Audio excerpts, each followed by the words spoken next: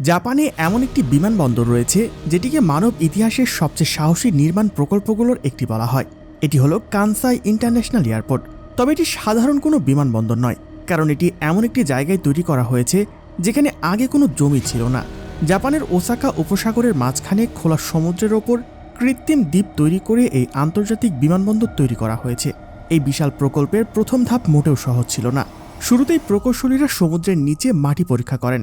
তারা নরম কাদামাটির স্তর কতটা গভীর, মাটির শক্তি কতটুকু এবং পানির নিচে মাটির অবস্থা কেমন, এইসব বিষয় খুব ভালোভাবে বিশ্লেষণ করেন। কারণ এই বিমানবন্দর কোনো শক্ত পাথরের উপর তৈরি করা হচ্ছিল না, এটি নির্মাণ করা হচ্ছিল সমুদ্রের নরম কাদামাটির ওপর ভরাট করে তৈরি করা একটি কৃত্রিম জমিতে। এরপর শুরু হয় সবচেয়ে গুরুত্বপূর্ণ কাজগুলোর একটি, অর্থাৎ মাটি শক্ত করার কাজ। এই কাজের জন্য বড় বড় মেশিন এবং বিশেষ জাহাজ ব্যবহার করা হয়। তারা সমুদ্রের নিচের নরম কাদামাটির ভেতরে লম্বা লম্বা বালুর পাইপের মতো কাঠামো বসিয়ে দেয়। এর ফলে মাটির ভেতরে জমে থাকা পানি দ্রুত বের হয়ে যেতে পারে, কারণ ভবিষ্যতে পুরো বিমানবন্দরের বিশাল ওজন এই মাটির ওপরই পড়বে। তাই শুরু থেকেই মাটিকে যতটা সম্ভব শক্ত করে নেওয়া হয়। এরপর তৈরি করা হয় বিশাল সমুদ্র প্রতিরক্ষা দেওয়াল, যাকে সিওয়াল বলা হয়। এই কাজের জন্য বড় বড় পাথর, শক্ত কংক্রিটের ব্লক, বিশাল জাহাজ, ক্রেন এবং অসংখ্য শ্রমিক একসঙ্গে কাজ করেন। ধীরে ধীরে সমুদ্রের মাঝখানে একটি শক্তিশালী দেওয়াল তৈরি করা হয়। এই দেওয়ালের প্রধান কাজ হলো কৃত্রিম দ্বীপটিকে নিরাপদ রাখা। ভবিষ্যতে বড় ঢেউ, সমুদ্রের তীব্র স্রোত কিংবা শক্তিশালী ঝড় এলেও এই দেওয়াল দ্বীপটিকে সুরক্ষা দিতে পারে। চারপাশের সুরক্ষা দেওয়ালের কাজ শেষ হওয়ার পর শুরু হয় সমুদ্র ভরাটের কাজ। বড় বড় জাহাজে করে লাখ লাখ টন বালি, পাথর এবং অন্যান্য ভরাট উপকরণ এনে দেওয়ালের ভেতরের অংশে ফেলা হতে থাকে। এরপর বুলডোজার, রোলার এবং অন্যান্য ভারী যন্ত্র দিনরাত কাজ করে সেই জায়গাকে ধীরে ধীরে সমান, শক্ত ও স্থায়ী জমিতে পরিণত করে। তবে কৃত্রিম দ্বীপ তৈরি হয়ে গেলেও কাজ শেষ হয়ে যায়নি, কারণ নিচের নরম মাটি তখনও ধীরে ধীরে বসে যাচ্ছিল। তাই প্রকৌশলীরা সবসময় বিশেষ যন্ত্র দিয়ে মাটির অবস্থা পরিমাপ করতেন এবং নিয়মিত পর্যবেক্ষণ করতেন। কোথাও জমির নিচে নেমে গেলে তারা আবার সেখানে নতুন করে মাটি ভরে সেই অংশ সমান করে দিতেন। এভাবেই ধীরে ধীরে পুরো দ্বীপকে স্থিতিশীল করা হয়।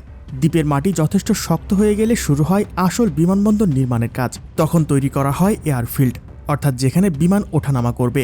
এর জন্য প্রয়োজন ছিল অনেক লম্বা, একেবারে সোজা এবং অত্যন্ত মসৃণ একটি রানওয়ে।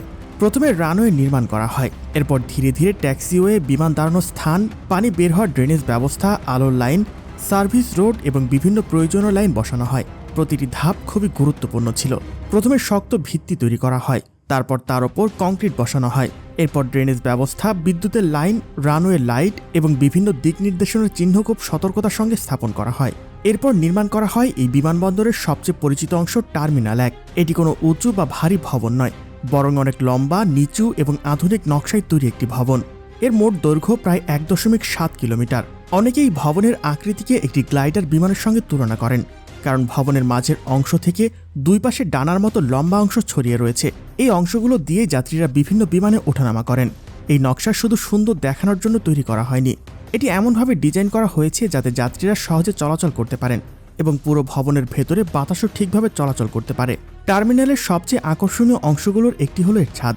বড় বড় স্টিলের কাঠামো এবং হেলে থাকা শক্তিশালী কলামের ওপর ঢেউয়ের মতো আকৃতির একটি ধাতব ছাদ তৈরি করা হয়েছে। দূর থেকে দেখলে মনে হয় যেন সমুদ্রের বিশাল ঢেউ পুরো ভবনটিকে ঢেকে রেখেছে। ভবনের ভেতরে বিশাল খোলা জায়গা তৈরি করা হয়েছে যাতে যাত্রীরা সহজে চলাফেরা করতে পারেন। সেখানে রয়েছে চেক ইন করার স্থান, নিরাপত্তা ও ইমিগ্রেশন এলাকা, বিভিন্ন দোকান, লাগেজ সংগ্রহের ব্যবস্থা, বিমান ওঠার গেট এবং এক অংশ থেকে অন্য অংশে যাওয়ার জন্য লম্বা চলাচলের পথ। সবকিছু এমনভাবে পরিকল্পনা করে তৈরি করা হয়েছে যেন পুরো বিমানবন্দরটি একটি বড় ও আধুনিক যন্ত্রের মতো একসঙ্গে নিখুঁতভাবে কাজ করতে পারে। এরপর তৈরি করা হয় কন্ট্রোল টাওয়ার। প্রথমে সমুদ্রের ওপর তৈরি করা কৃত্রিম জমির ওপর একটি শক্ত ভিত্তি নির্মাণ করা হয়।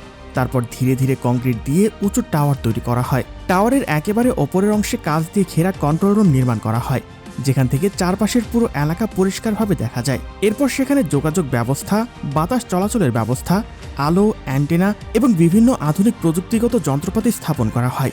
এই কন্ট্রোল রুম থেকেই কর্মীরা রানওয়ে, ট্যাক্সিওয়ে, বিমান দাঁড়ানোর স্থান, বিভিন্ন গেট এবং আশেপাশের সমুদ্র এলাকা পর্যবেক্ষণ করতে পারেন।